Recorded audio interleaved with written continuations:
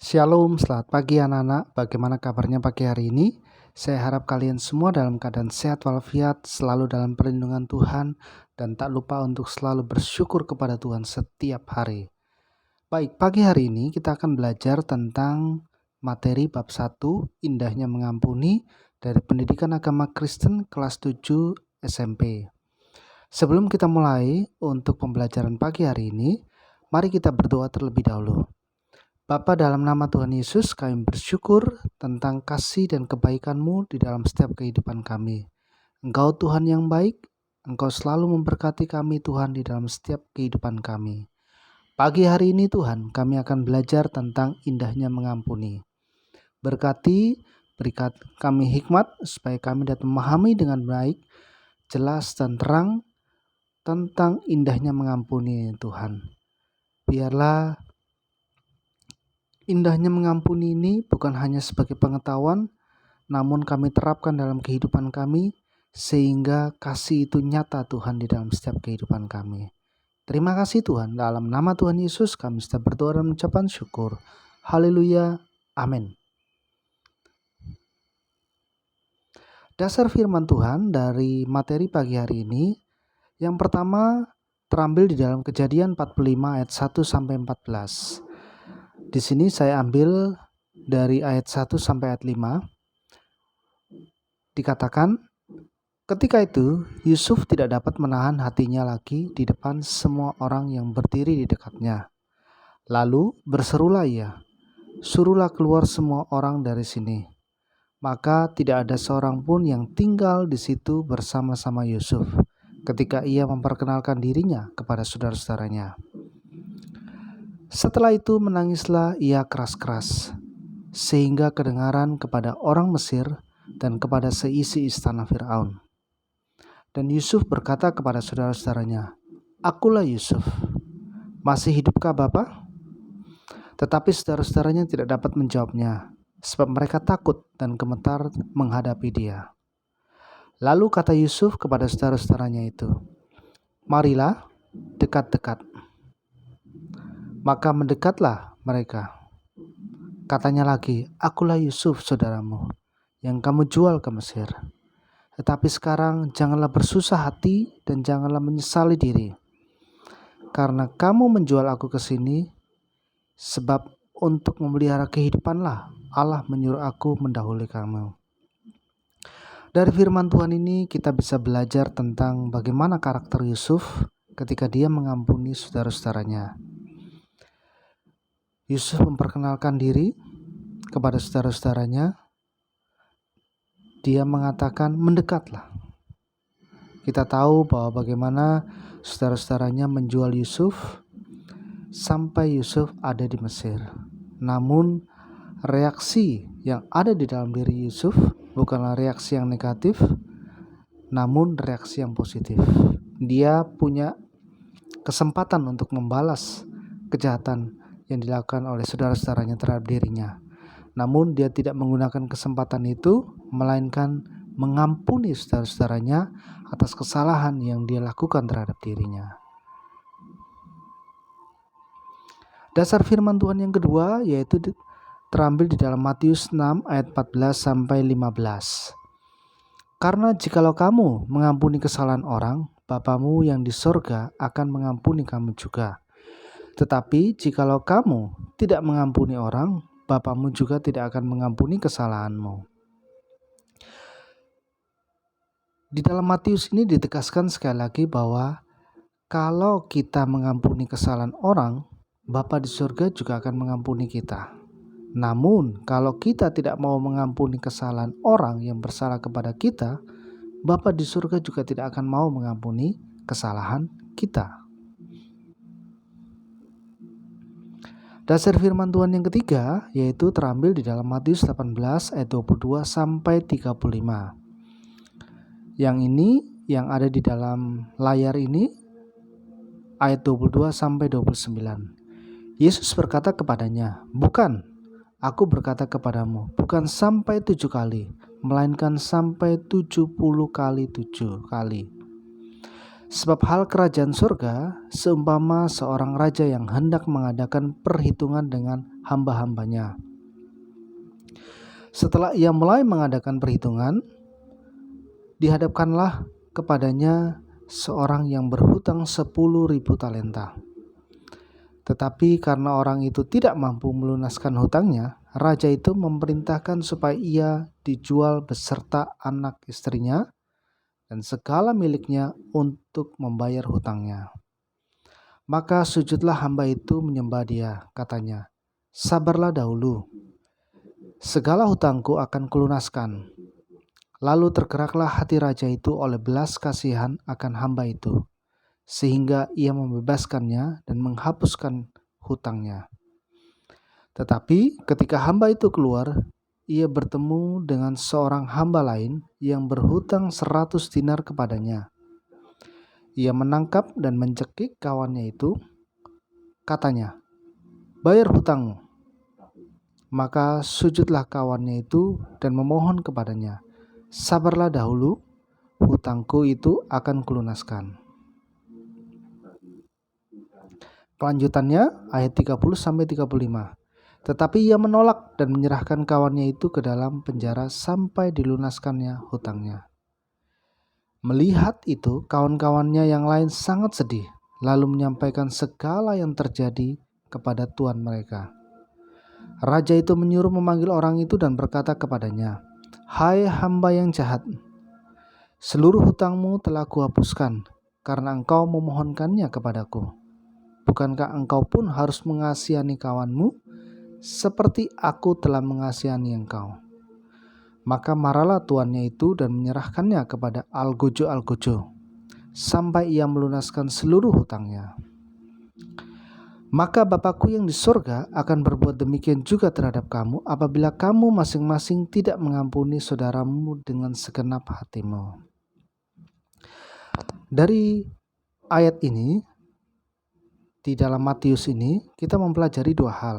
Yang pertama yaitu tentang sampai berapa kita harus mengampuni, sampai berapa kali kita harus mengampuni orang.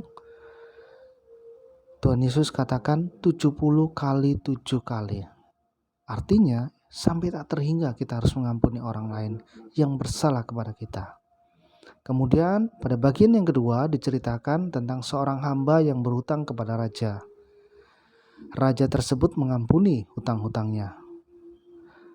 Namun ada orang lain juga berhutang kepada hamba tersebut dan dia tidak mau mengampuni. Maka dilaporkan hal ini kepada raja. Raja mengatakan, "Hutangmu sudah saya ampuni, seharusnya kamu juga mengampuni orang yang berhutang kepadamu." Nah, karena raja itu marah, maka hambanya itu dimasukkan ke dalam penjara. Nah, seperti ini juga, jika kita mengampuni kesalahan orang lain, maka Bapa di surga juga akan mengampuni kesalahan kita. Kita belajar dari tokoh Alkitab dan tokoh dunia. Yang pertama tentang Yusuf. Di sini saya mengambil dua gambar, yaitu yang pertama, yaitu ketika Yusuf dijual kepada orang-orang Ismail atau orang-orang Median, pedagang-pedagang. Kemudian orang-orang pedagang itu menjual Yusuf kepada Potifar, seorang pegawai istana di Mesir. Yusuf sampai di Mesir, semua dalam rencana Tuhan. Saudara-saudaranya melakukan hal yang tidak baik kepada Yusuf. Di Mesir Tuhan memberkati Yusuf dan Yusuf menjadi orang kedua di Mesir. Bisa dikatakan dia wakilnya dari Fir'aun. Yusuf punya kekuasaan, dia punya segala hal yang seharusnya dia bisa membalas kejahatan saudara-saudaranya itu terhadap dirinya yang dilakukan pada masa lampau. Namun ketika saudara-saudaranya datang, Yusuf tidak mau melakukan hal itu. Melainkan Yusuf mengampuni saudara-saudaranya, memeluknya, dan mencium mereka satu persatu sebagai tanda bahwa Yusuf mengampuni saudara-saudaranya. Luar biasa Yusuf ini. Yang kedua yaitu tokoh dunia, Nelson Rolihlahla Mandela atau yang biasa sering kita kenal Nelson Mandela, seorang pejuang kulit hitam di Afrika Selatan yang sangat menentang rezim apartheid. Rezim apartheid ini adalah pengklasifikasian tentang ras, pembatasan ras. Pada saat itu, orang-orang kulit putih memerintah di Afrika Selatan. Mereka menjajah orang-orang kulit hitam. Nelson Mandela berjuang untuk melawan rezim apartheid ini. Perjuangannya sungguh luar biasa, sehingga sampai dia dijebloskan ke dalam penjara selama 27 tahun. Di dalam penjara, suatu hal kejadian yang sangat tidak mengenakan terhadap dirinya. Sipir penjara itu mengencingi Nelson Mandela. Setelah Nelson Mandela bebas dan Afrika Selatan mengadakan pemilihan presiden secara demokratis, Nelson Mandela terpilih menjadi presiden. Dia punya hak untuk membalas segala kejahatan yang dilakukan oleh orang-orang kulit putih yang pada saat itu berkuasa, untuk dia membalaskan kejahatan yang telah mereka lakukan, termasuk seorang sipir penjara yang telah mengencingi dirinya. Namun dia datang menemui sipir penjara tersebut, memeluknya, mengampuni sipir penjara tersebut. Termasuk juga orang-orang kulit putih yang ingin keluar dari Afrika Selatan. Nah, ini belajar tentang pengampunan dari dua tokoh yang sangat hebat, Yusuf, tokoh Alkitab, Nelson Mandela, tokoh dunia yang sangat terkenal dan mendapatkan hadiah Nobel. Memahami pengampunan atau memahami mengampuni. Yang pertama, makna dari mengampuni. Mengampuni artinya kita memaafkan seseorang atas kesalahan yang dilakukannya dan tidak mengungkit kesalahan itu lagi. Pada kenyataannya, cukup sulit untuk melakukannya. Mengapa? Karena setiap orang memiliki sifat egois atau keakuan yang cenderung menempatkan dirinya sebagai orang yang paling benar, sedangkan orang lain selalu menjadi pihak yang salah. Mengapa demikian? Karena kita selalu tergoda untuk hanya melihat ke dalam diri kita saja. Kita berpikir dari sudut diri sendiri dan lupa untuk berpikir dari sudut orang lain. Contohnya, jika terjadi masalah atau pertikaian dengan teman, kita cenderung menyalahkan teman tanpa mau bersusah payah mencari tahu mengapa dia marah pada kita. Padahal kemungkinan ada perbuatan kita yang tidak berkenan baginya.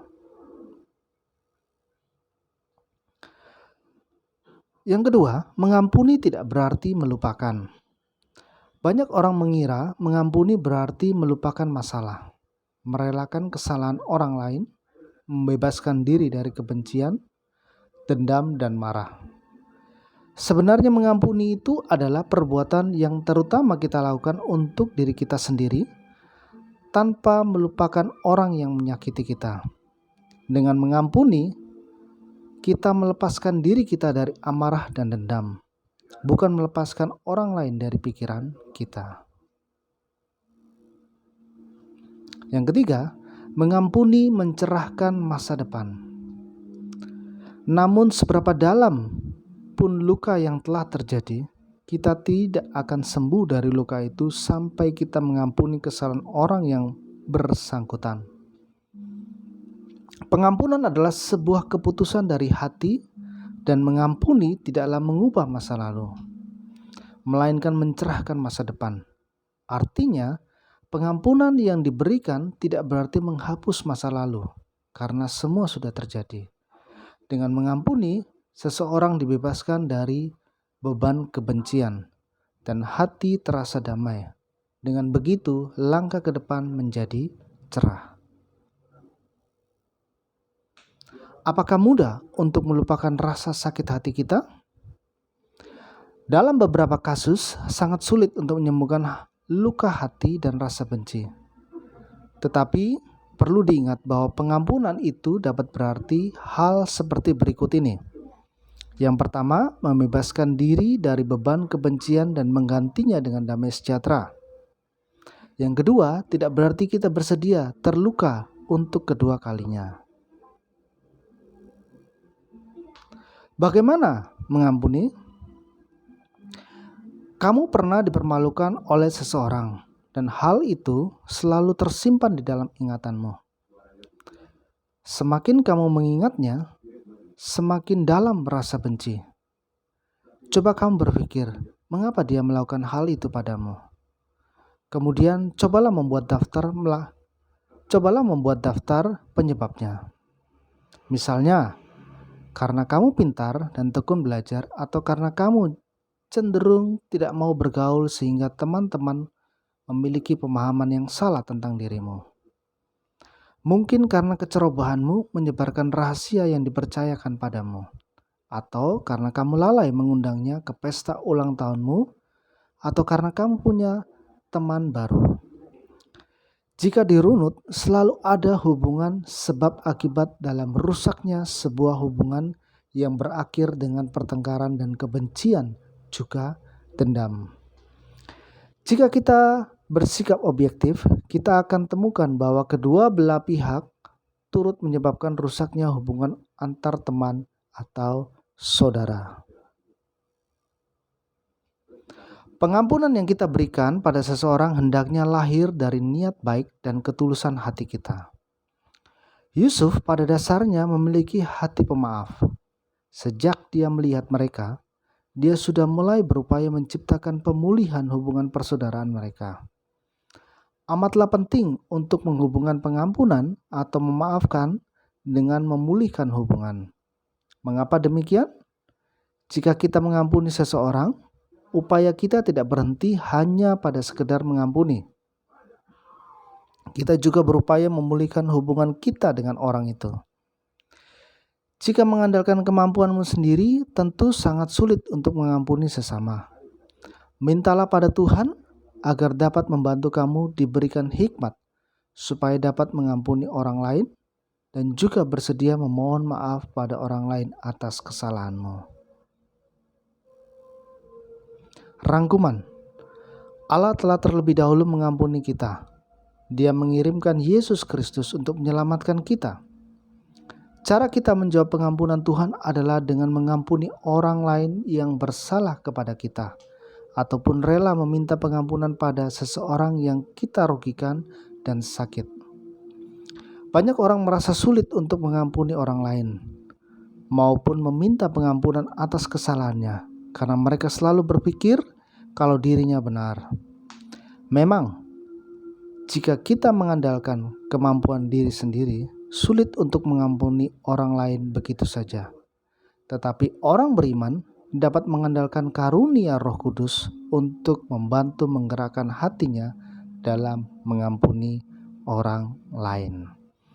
Baik, cukup sampai di sini tentang indahnya mengampuni. Semoga ini menjadi berkat bagi kita dan kita terapkan di dalam kehidupan kita sehari-hari. Meskipun ini tidak mudah, namun kita mau belajar bahwa dengan mengampuni ada hal-hal yang luar biasa terjadi dalam kehidupan kita. Mari kita tutup di dalam doa.